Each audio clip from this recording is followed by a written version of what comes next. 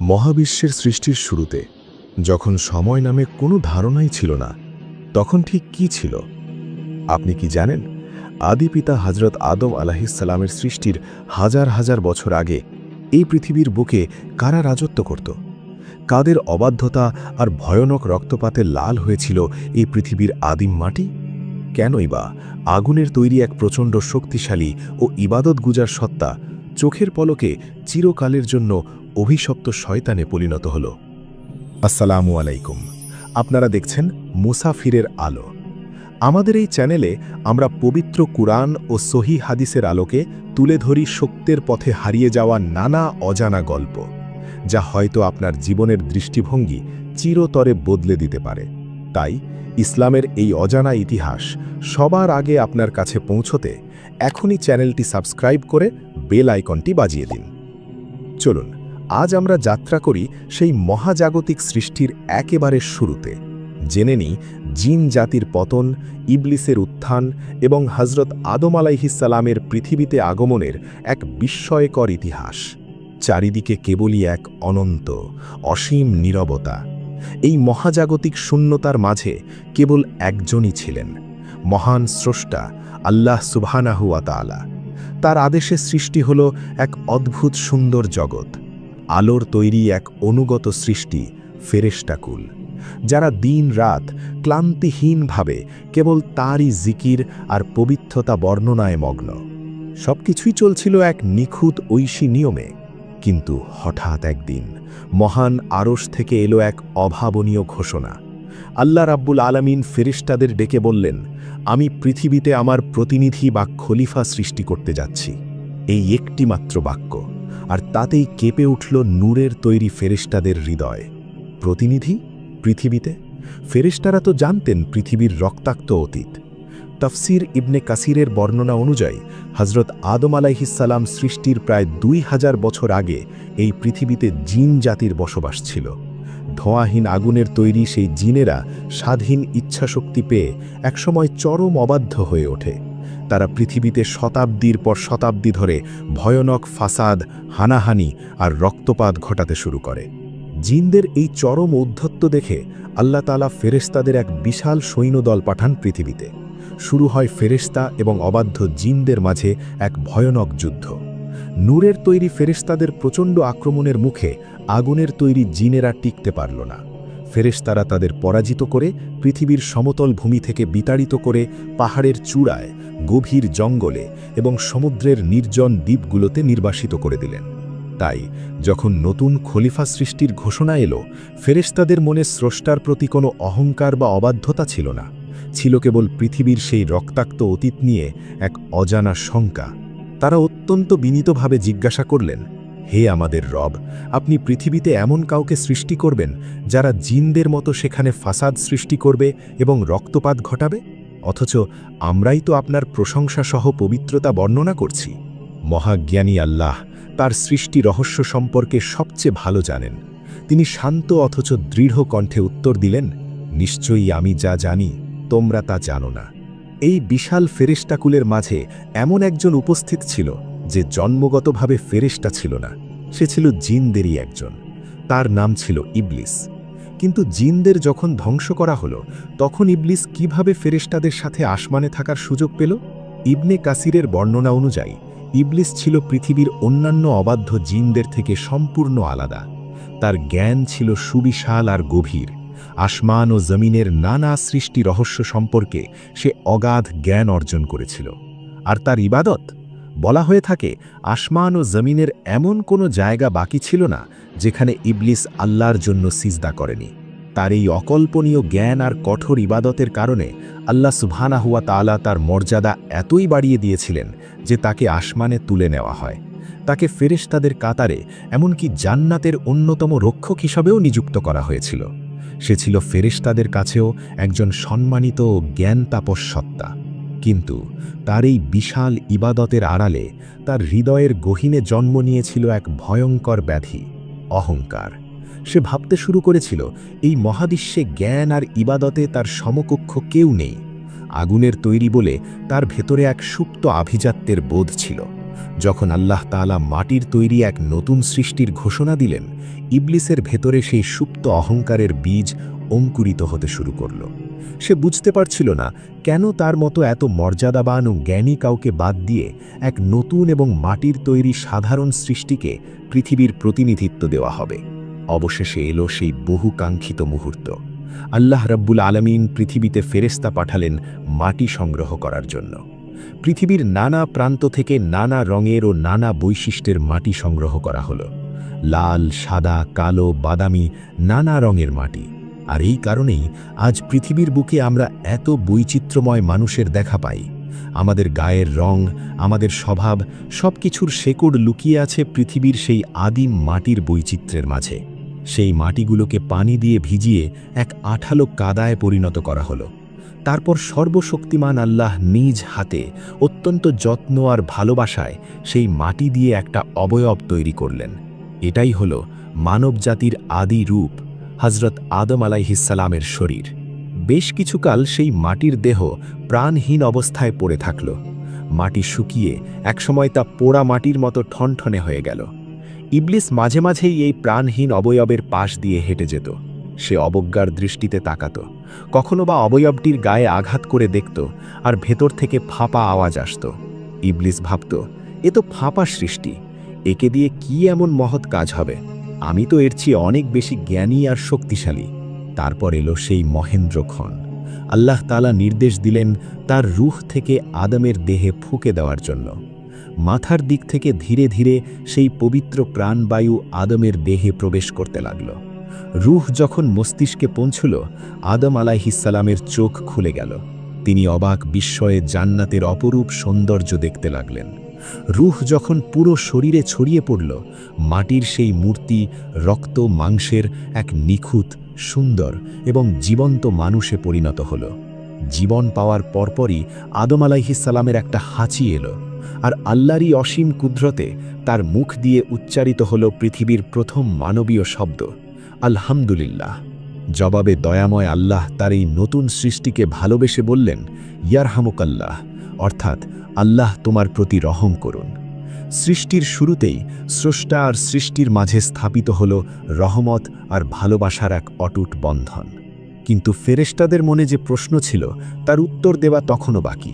আল্লাহ প্রমাণ করতে চাইলেন কেন মানুষ শ্রেষ্ঠ। তিনি আদমকে সবকিছুর নাম শিখিয়ে দিলেন। এই মহাবিশ্বে যত বস্তু আছে তাদের নাম, তাদের প্রকৃতি, তাদের ব্যবহার সবকিছুর জ্ঞান আদমের মস্তিষ্কে দিয়ে দেওয়া হলো। এই জ্ঞান ছিল বিশ্লেষণ করার, চিন্তা করার এবং নতুন কিছু তৈরি করার ক্ষমতা। এরপর আল্লাহ তাআলা ফেরেশতাদের সামনে সেই বস্তুগুলো উপস্থাপন করে বললেন, তোমরা যদি সত্যবাদী হও তবে আমাকে এই বস্তুগুলোর নাম বলে দাও। ফেরেশতারা তাদের নিজেদের সীমাবদ্ধতা বুঝতে পারলেন। তারা মাথা নত করে বিনয়ের সাথে বললেন, হে আল্লাহ, আপনি পবিত্র, মহান। আপনি আমাদের যা শিখিয়েছেন তা ছাড়া আমাদের আর কোনো জ্ঞান নেই। নিশ্চয়ই আপনি সর্বজ্ঞ, প্রজ্ঞাময়। তখন আল্লাহ আদমকে নির্দেশ দিলেন নামগুলো বলে দেবার জন্য। আদম আলাইহিসসালাম এক এক করে প্রতিটি বস্তুর নাম, তাদের বৈশিষ্ট্য সব নিখুঁতভাবে বলে দিলেন। ফেরেশতারা বিস্ময়ে হতভাগ হয়ে গেলেন। তারা বুঝতে পারলেন মাটির তৈরি এই সৃষ্টির শ্রেষ্ঠত্ব তার শারীরিক গঠনে নয়, বরং তার ভেতরে লুকিয়ে থাকা জ্ঞান এবং চিন্তা শক্তির মাঝে। সবাই যখন আদমের এই বিশাল জ্ঞানের কাছে নিজেদের সমর্পণ করল, ঠিক তখনই শুরু হলো এক নতুন পরীক্ষা। জ্ঞান ও মর্যাদার এই চূড়ান্ত পরীক্ষার পর এলো আনুগত্যের পরীক্ষা। আল্লাহ তাআলা তার সমগ্র দরবারের উদ্দেশ্যে এক ঐতিহাসিক নির্দেশ জারি করলেন, তোমরা সকলে আদমের প্রতি সিজদাবনত হও। এটি কোনো ইবাদতের সিজদা ছিল না, এটি ছিল সম্মান প্রদর্শনের সিজদা। স্রষ্টার নির্দেশ শোনা মাত্রই বিন্দুমাত্র বিলম্ব না করে কোটি কোটি ফেরেশতা লুটিয়ে পড়লেন আদম আলাইহিসসালামের সামনে। জান্নাতের সেই বিশাল প্রাঙ্গণে কেবল একটি মাত্র সত্তা মাথা উঁচু করে দাঁড়িয়ে রইল। সে সিজদা করল না, সে অবাধ্য হল। আর সেই সত্তাটি হল ইবলিস। মহান আল্লাহ, যিনি সব কিছু জানেন, তিনি ইবলিসকে প্রশ্ন করলেন, আমি যখন তোমাকে নির্দেশ দিলাম তখন কিসে তোমাকে সিজদা করা থেকে বিরত রাখল? এই একটি প্রশ্নের উত্তরে ইবলিস যে কথাটি বলেছিল তা পুরো মহাবিশ্বের ইতিহাসের গতিপথ চিরতরে বদলে দিয়েছিল। ইবলিস দম্ভভরে উত্তর দিল, আমি তার চেয়ে শ্রেষ্ঠ। আপনি আমাকে সৃষ্টি করেছেন আগুন থেকে, আর তাকে সৃষ্টি করেছেন কাদামাটি থেকে। অহংকার, হ্যাঁ, এটাই ছিল মহাবিশ্বের প্রথম পাপ, নিজেকে অন্যের চেয়ে শ্রেষ্ঠ মনে করার ব্যাধি। ইবলিস তার সুবিশাল জ্ঞান আর হাজার বছরের ইবাদতের চেয়ে নিজের অহংকারকে বড় করে দেখল। সে ভুলে গেল যে মাটি আর আগুনের স্রষ্টা তো সেই একই সত্তা। এই চরম উদ্ধত্তের কারণে ইবলিসের সমস্ত ইবাদত মুহূর্তের মাঝে ধূলিসাৎ হয়ে গেল। আল্লাহ তাকে জান্নাত থেকে, নিজের রহমত থেকে বিতাড়িত করলেন। অহংকারের পতনে ইবলিস পরিণত হল চির অভিশপ্ত শয়তানে। কিন্তু বিতাড়িত হওয়ার আগে সে আল্লাহর কাছে কিয়ামত পর্যন্ত বেঁচে থাকার অবকাশ চাইল, আর এক ভয়ঙ্কর শপথ করল। সে বলল, যে মানুষের কারণে আজ আমি বিতাড়িত, আমি সেই মানুষের সামনে, পেছনে, ডানে, বামে সব দিক থেকে আক্রমণ করব। আমি তাদের পথভ্রষ্ট করবই। আল্লাহ তাকে অবকাশ দিলেন, কিন্তু জানিয়ে দিলেন, আমার একনিষ্ঠ বান্দাদের ওপর তোর কোনো ক্ষমতা চলবে না, আর যারা তোর অনুসরণ করবে তোদের সবাইকে দিয়ে আমি জাহান্নাম পূর্ণ করব। শয়তানের এই চ্যালেঞ্জের পর আদম আলাইহিস সালামকে জান্নাতে বসবাস করতে দেওয়া হলো। তার একাকিত্ব দূর করার জন্য তারই পাঁজরের হাড় থেকে সৃষ্টি করা হলো আমাদের আদিমাতা হযরত হাওয়া আলাইহিস সালামকে। জান্নাতের অসীম সুখ, শান্তি আর প্রাচুর্যের মাঝে তারা বসবাস করতে লাগলেন। আল্লাহ তাদের জন্য পুরো জান্নাত উন্মুক্ত করে দিলেন, কেবল একটি নির্দিষ্ট গাছের কাছে যেতে নিষেধ করলেন। আল্লাহ সাবধান করে দিলেন, তোমরা এই গাছটির কাছেও যেও না, গেলে তোমরা জালিমদের অন্তর্ভুক্ত হবে। আর এখান থেকেই শুরু হলো শয়তানের আসল খেলা। সে জানত মানব মন কিভাবে কাজ করে। সে সরাসরি আদম ও হাওয়াকে নিষিদ্ধ ফল খেতে বলেনি, সে তাদের মনে ওয়াসওয়াসা বা কুমন্ত্রণা দিতে শুরু করল। সে পরম দরদি বন্ধুর মতো তাদের মনে এই মিথ্যা শপথ গেঁথে দিল যে, তোমাদের রব এই গাছটি নিষেধ করেছেন কেবল এই কারণেই যে এটি খেলে তোমরা ফেরেশতা হয়ে যাবে, অথবা তোমরা অনন্তকাল জান্নাতে বেঁচে থাকার সুযোগ পেয়ে যাবে। দিনের পর দিন শয়তানের এই মিথ্যা শপথ আর প্রলোভনে আদম আর হাওয়ার মনে বিভ্রান্তি সৃষ্টি হল।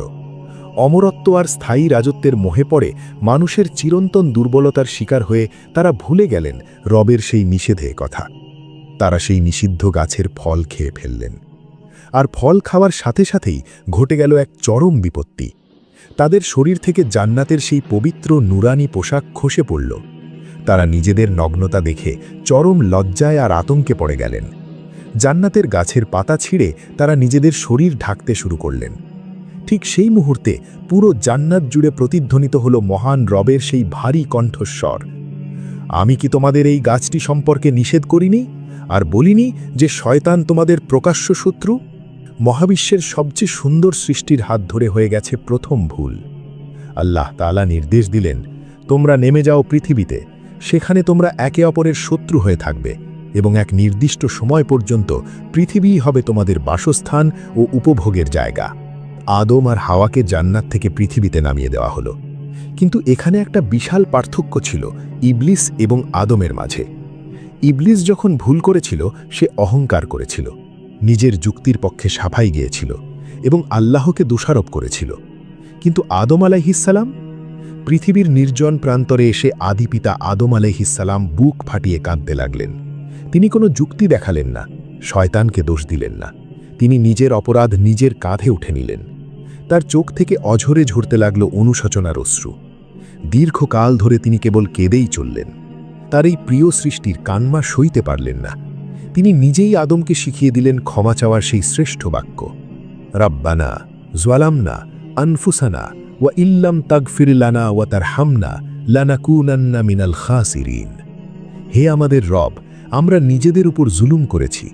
আপনি যদি আমাদের ক্ষমা না করেন এবং আমাদের উপর রহম না করেন, তবে নিশ্চয়ই আমরা ক্ষতিগ্রস্তদের অন্তর্ভুক্ত হয়ে যাব। আল্লাহ রাব্বুল আলামিন তার প্রিয় বান্দার তওবা কবুল করে নিলেন। তিনি তাদের ক্ষমা করে দিলেন। আসলে জান্নাত থেকে পৃথিবীতেই নেমে আসা কোনো নিছক শাস্তি ছিল না, এটি ছিল মানবজাতির মূল পরীক্ষা, মূল গন্তব্যের শুরু। পৃথিবীর বুকে খলিফা পাঠানোর যে ঘোষণা আল্লাহ শুরুতে দিয়েছিলেন, এটিই ছিল তার বাস্তবায়ন। আল্লাহ তাআলা আদমকে জানিয়ে দিলেন, পৃথিবীতে তোমাদের কাছে আমার পক্ষ থেকে হেদায়েত বা পথ নির্দেশ আসবে। যারা সেই পথ নির্দেশ মেনে চলবে তাদের কোনো ভয় নেই, তারা চিন্তিতও হবে না। আর যারা তা অস্বীকার করবে তারাই হবে আগুনের অধিবাসী। সম্মানিত দর্শক, সূরা আল বাকারার প্রথম দিকের এই আয়াতগুলো আমাদের জন্য এক বিশাল আয়না। এই গল্প কেবল অতীতের কোনো ইতিহাস নয়, এটি আপনার আর আমার প্রতিদিনের জীবনের গল্প। আমাদের ভেতরেও একটি অহংকারী ইবলিস লুকিয়ে আছে, যে সবসময় নিজেকে অন্যের চেয়ে বড় ভাবতে শেখায়, নিজের ভুলগুলোকে যুক্তির মোড়কে ঢাকতে শেখায়। আবার আমাদের ভেতরেই লুকিয়ে আছে আদিপিতা আদমের সেই অনুতপ্ত সত্তা। মানুষ হিসেবে আমরা ভুল করব, গুনাহ করব, আমাদের পদস্খলন হবে, এটাই স্বাভাবিক। কিন্তু শয়তানের সাথে আমাদের পার্থক্য হল তওবা বা ফিরে আসায়। গুনাহ করে যে অহংকার করে সে শয়তানের অনুসারী, আর গুনাহের পর যে চোখের পানি ফেলে রবের কাছে ক্ষমা চায় সে হল আদমের প্রকৃত সন্তান। এই পৃথিবী আমাদের স্থায়ী ঠিকানা নয়, আমরা এসেছি সেই হারানো জান্নাতের সন্ধানে, যেখান থেকে আমাদের আদি পিতাকে সাময়িকভাবে পৃথিবীতে পাঠানো হয়েছিল। এখন সিদ্ধান্ত আমাদের, আমরা কি শয়তানের প্রলোভনে পড়ে এই ক্ষণস্থায়ী পৃথিবীকে আঁকড়ে ধরব, নাকি রবের পাঠানো হেদায়েতের আলো এই পবিত্র কোরআনকে বুকে ধারণ করে আবার ফিরে যাব আমাদের আসল ঠিকানায়, সেই অনন্ত সুখের জান্নাতে। আজকের এই পর্বটি আপনার কেমন লেগেছে তা অবশ্যই কমেন্ট করে আমাদের জানাবেন। যদি এই সত্য ইতিহাস আপনার হৃদয়কে একটুও স্পর্শ করে থাকে তাহলে ভিডিওটি শেয়ার করুন আপনার প্রিয়জনদের সাথে। আর হ্যাঁ, ইসলাম